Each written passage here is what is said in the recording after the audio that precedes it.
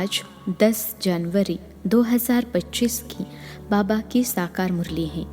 मुरली के महावाक्य हैं, मीठे बच्चे, बाप तुम्हें ज्ञान योग की खुराक खिलाकर ज़बरदस्त खातिरी करते हैं, तो सदैव खुश मौज में रहो और श्रीमत अनुसार सबकी खातिरी करते चलो।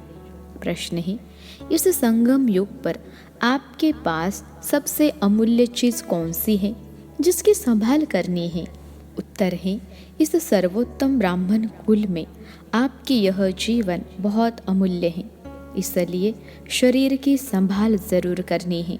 ऐसे नहीं, यह तो मिट्टी का पुतला है, कहा यह खलास हो जाए, नहीं, इनको जीते रखना है। कोई बीमार होते हैं तो उनसे तंग नहीं होना चाहिए। उनको बोलो तुम शिव बाबा को याद करो, जितना याद करेंगे उतना पाप कटते जाएंगे। उनकी सर्विस करनी चाहिए, जीता रहे, शिव बाबा को याद करते रहें। ओम शांति। ज्ञान का तीसरा नेत्र देने वाला रूहानी बाप बैठ रूहानी बच्चों को समझाते हैं। ज्ञान का तीसरा नेत्र सिवाय बाप के और कोई दे नहीं सकता। अभी तुम बच्चों को ज्ञान का तीसरा नेत्र मिला है। अभी तुम बच्चे जानते हो कि यह पुरानी दुनिया बदलने वाली है। बेचारे मनुष्य नहीं जानते कि कौन बदलाने वाला है और कैसे बदलाते हैं, क्योंकि उन्हों को ज्ञान का तीसरा नेत्र ही नहीं है। तुम बच्चों को अभी ज्ञान का तीसरा नेत्र मिला है, जिससे तुम सृष्टि के आदि मध्य अंत को जान गए हो। यह है ज्ञान की सैकरिन। सैकरिन की एक बूंद भी कितनी मीठी होती है। ज्ञान का एक ही अक्षर है, मन मना भव। यह अक्षर कितना मीठा है। अपने को आत्मा समझ बाप को याद करो।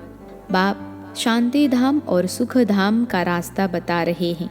बाप आए हैं बच्चों को स्वर्ग का वर्षा देने, तो बच्चों को कितनी खुशी रहनी चाहिए। कहते भी हैं, खुशी जैसी खुराक नहीं। जो सदैव खुश मौज में रहते हैं उनके लिए यह जैसी खुराक होती है। 21 जन्म मौज में रहने की यह ज़बरदस्त खुराक है। यह खुराक सदैव एक दो को खिलाते रहो। यह है एक दो की ज़बरदस्त खातिरी। ऐसी खातिरी और कोई मनुष्य की कर न सके। तुम बच्चे श्रीमत पर सभी की रूहानी खातिरी करते हो। सच्ची सच्ची खुश खैराफत भी यह है, किसको बाप का परिचय देना। मीठे बच्चे जानते हैं, बेहद के बाप द्वारा हमको जीवन मुक्ति के सौगात मिलती हैं।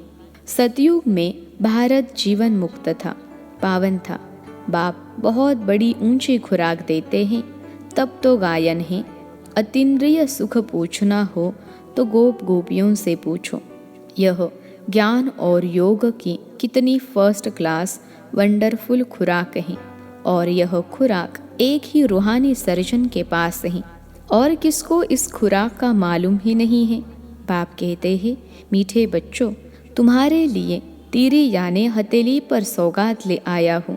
मुक्ति जीवन मुक्ति की यह सौगात मेरे पास ही रहती है। कल्प कल्प में ही आकर तुमको यह सौगात देता हूँ, फिर रावण छीन लेता है। तो अभी तुम बच्चों को कितनी खुशी का पारा चढ़ा रहना चाहिए। तुम जानते हो, हमारा एक ही बाप टीचर और सच्चा सदगुरु है, जो हमको साथ ले जाते हैं। मोस्ट बिलवेड बाप से विश्व की बादशाही मिलती है। यह कम बात है क्या? बच्चों को सदैव हर्षित रहना चाहिए। Godly student life is the best. यह अभी का ही गायन है ना। फिर नई दुनिया में तुम सदैव खुशियाँ मनाते रहेंगे। दुनिया नहीं जानती कि सच्ची सच्ची खुशियाँ कब मनाई जाएंगी। मनुष्यों को तो सतयुग का ज्ञान ही नहीं है, तो यहाँ ही मनाते रहते हैं। परंतु इस पुरानी तमो प्रधान दुनिया में खुशी कहाँ से आई? यहाँ तो त्राही त्राही करते रहते हैं।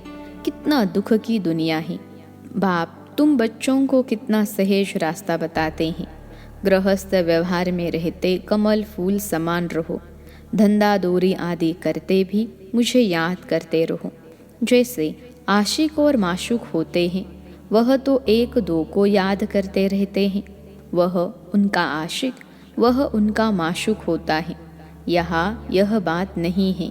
यहाँ तो तुम सभी एक माशूक के जन्म जन्मांतर से आशिक रहे हो।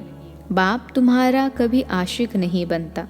तुम उस माशूक को आने लिए याद करते आए हो। जब दुख जास्ती होता है तो जास्ती सुमिरन करते हैं।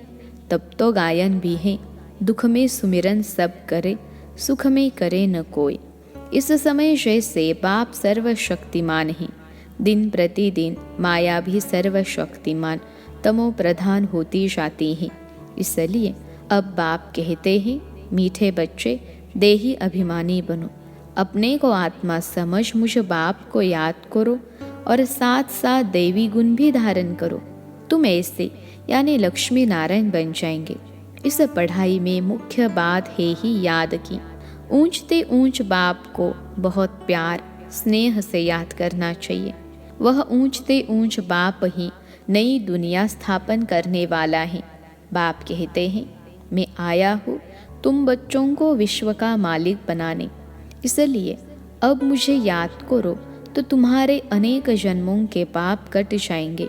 पतित पावन बाप कहते हैं, तुम बहुत पतित बन गए हो, इसलिए अब तुम मुझे याद करो तो तुम पावन बन और पावन दुनिया का मालिक बन जाएंगे। पतित पावन बाप को ही बुलाते हैं ना। अब बाप आए हैं तो ज़रूर पावन बनना पड़े। बाप दुख हरता सुख करता है। बरोबर सतयुग में पावन दुनिया थी तो सभी सुखी ही थे। अब बाप फिर से कहते हैं, बच्चे शांति धाम और सुख धाम को याद करते रहो। अभी है संगम युग। खिवैया तुमको इस पार से उस पार ले जाते हैं। नैया कोई एक नहीं, सारी दुनिया जैसे एक बड़ा जहाज है, उनको पार ले जाते हैं। तुम मीठे बच्चों को कितनी खुशियाँ होनी चाहिए। तुम्हारे लिए तो सदैव खुशी ही खुशी है। बेहद का बाप हमको पढ़ा रहे हैं। वाह, यह तो कभी न सुना न पढ़ा।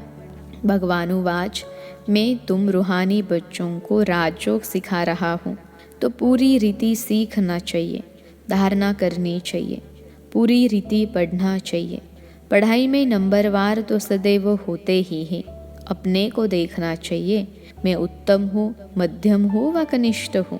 बाप कहते हैं, अपने को देखो, मैं ऊंच पद पाने के लायक हूँ, रूहानी सर्विस करता हूँ। क्योंकि बाप कहते हैं, बच्चे सर्विसेबल बनो, फॉलो करो। मैं आया ही हूँ सर्विस के लिए, रोज सर्विस करता हूँ। इसलिए ही तो यह रथ लिया है। इनका रथ बीमार पड़ जाता है तो मैं इनमें बैठ मुरली लिखता हूँ। मुख से तो बोल नहीं सकते तो मैं लिख देता हूँ, ताकि बच्चों के लिए मुरली मिस न हो। तो मैं भी सर्विस पर हूँ ना, यह ही रूहानी सर्विस। तो तुम बच्चे भी बाप की सर्विस में लग जाओ, ऑन गॉड फादरली सर्विस। जो अच्छा पुरुषार्थ करते हैं, अच्छी सर्विस करते हैं, उनको महावीर कहा जाता है, देखा जाता है। कौन महावीर है? जो बाबा के डायरेक्शन पर चलते हैं। बाप का फरमान है, अपने को आत्मा समझ भाई भाई देखो, इस शरीर को भूल जाओ। बाबा भी शरीर को नहीं देखते हैं। बाप कहते हैं, मैं आत्माओं को देखता हूँ। बाकी यह तो ज्ञान है कि आत्मा शरीर बिगर बोल नहीं सकती। मैं भी इस शरीर में आया हूँ, लोन लिया हुआ है। शरीर साथ ही आत्मा पढ़ सकती है। बाबा की बैठक यहाँ यानी भ्रकुटी में है। यह ही अकाल तख्त। आत्मा अकाल मूर्त है। आत्मा कब छोटी बड़ी नहीं होती है, शरीर छोटा बड़ा होता है। जो भी आत्माएं हैं उन सभी का यह तख्त भ्रकुटी है। शरीर तो सभी के भिन्न भिन्न होते हैं। किसका अकाल तख्त पुरुष का है, किसका अकाल तख्त स्त्री का है, किसका अकाल तख्त बच्चे का है। बाप बैठ बच्चों को रूहानी ड्रिल सिखलाते हैं। जब कोई से बात करो तो पहले अपने को आत्मा समझो। हम आत्मा फलाने भाई से बात करते हैं। बाप का पैगाम देते हैं कि शुबाबा को याद करो, याद से ही जंग उतरनी है। सोने में जो बलाई पड़ती है तो सोने की वैल्यू ही कम हो जाती है। तुम आत्माओं में भी जंग पड़ने से तुम वैल्यू लेस हो गए हो।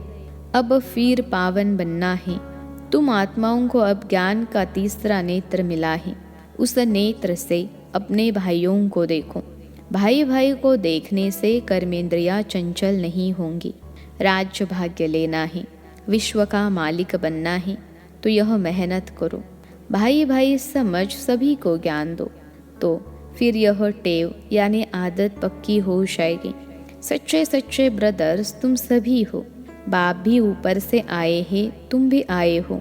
बाप बच्चों सहित सर्विस कर रहे हैं। सर्विस करने की बाप हिम्मत देते हैं। हिम्मते बच्चे, मददे बाप। तो यह प्रैक्टिस करनी है। मैं आत्मा भाई को पढ़ाता हूँ। आत्मा पढ़ती है ना, इसको स्पिरिचुअल नॉलेज कहा जाता है, जो रूहानी बाप से ही मिलती है। संगम पर ही बाप आकर यह नॉलेज देते हैं कि अपने को आत्मा समझो। तुम नंगे आए थे, फिर यह शरीर धारण कर तुमने 84 जन्म पार बजाया है। अब फिर वापस चलना है। इसलिए अपने को आत्मा समझ भाई भाई की दृष्टि से देखना है। यह मेहनत करनी है, अपनी मेहनत करनी है। दूसरे में हमारा क्या जाता। चैरिटी बिगिंस एट होम, अर्थात पहले खुद को आत्मा समझ फिर भाइयों को समझो, तो अच्छी रीति तीर लगेगा। यह जौहर भरना है। मेहनत करेंगे तब ही ऊंच पद पाएंगे। इसमें कुछ सहन भी करना पड़ता है। जब कोई उल्टी सुल्टी बात बोले तो तुम चुप रहो। तुम चुप रहेंगे तो फिर दूसरा क्या करेगा। ताली दो हाथ से बजती है।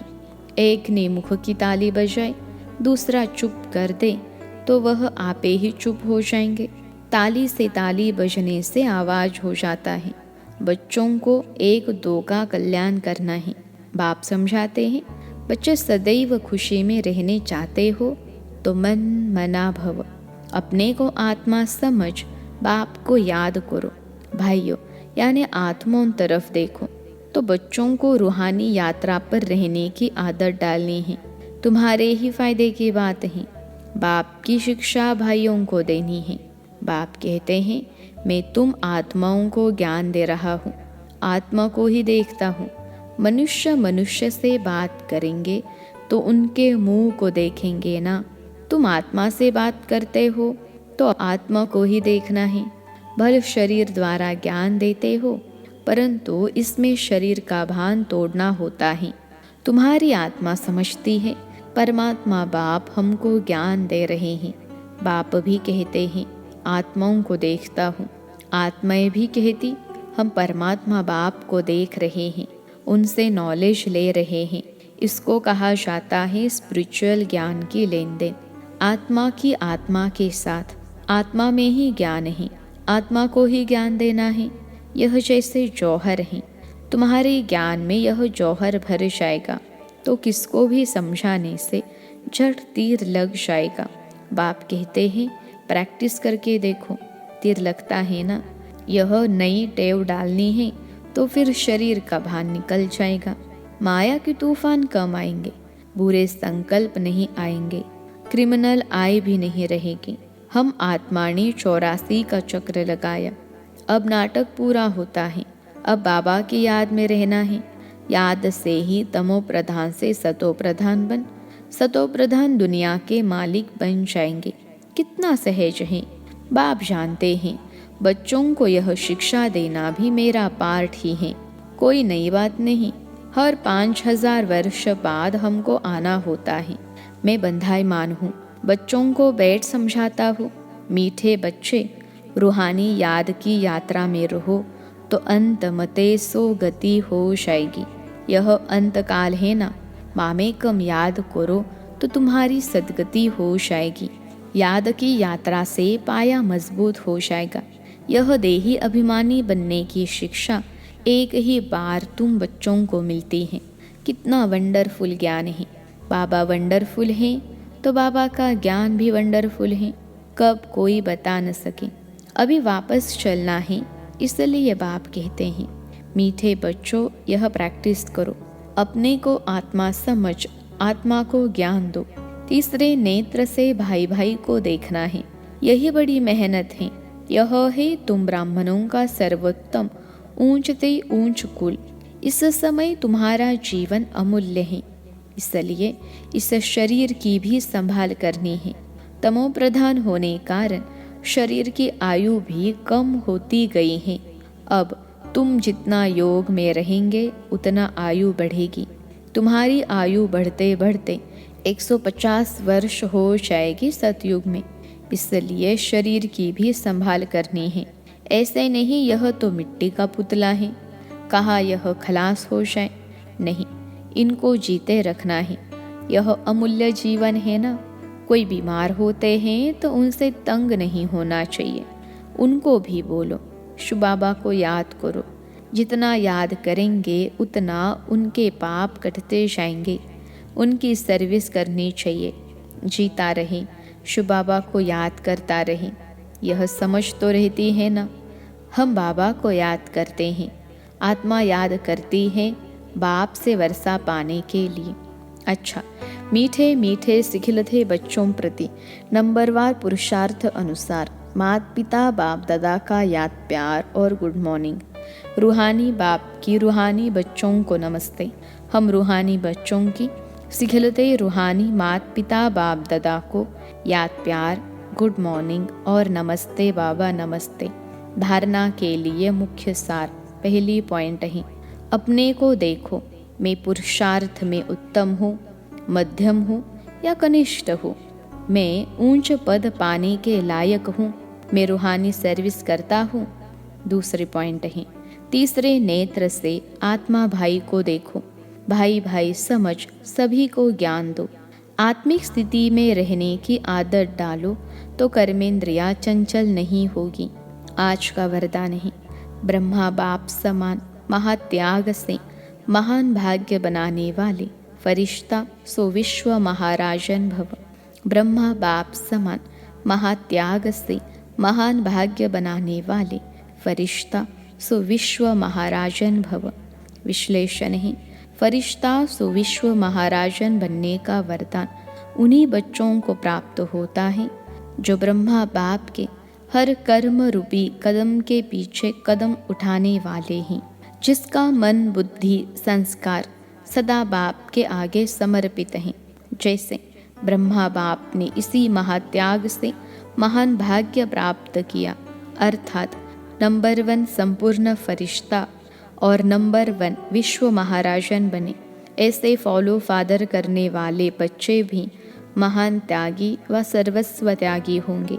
संस्कार रूप से भी विकारों के वंश का त्याग करेंगे। आज का स्लोगन है, अभी सब आधार टूटने हैं, इसलिए एक बाप को अपना आधार बनाओ। अभी सब आधार टूटने हैं, इसलिए एक बाप को अपना आधार बनाओ। मनसा सेवा की पॉइंट है, अपनी शक्तिशाली मनसा द्वारा सकाश देने की सेवा करो।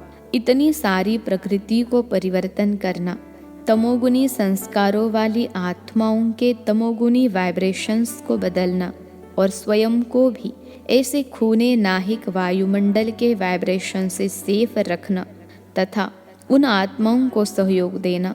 इस विशाल कार्य के लिए मनसा को शुभ भावनाओं से संपन्न शक्तिशाली बनाओ। अच्छा, ओम शांति।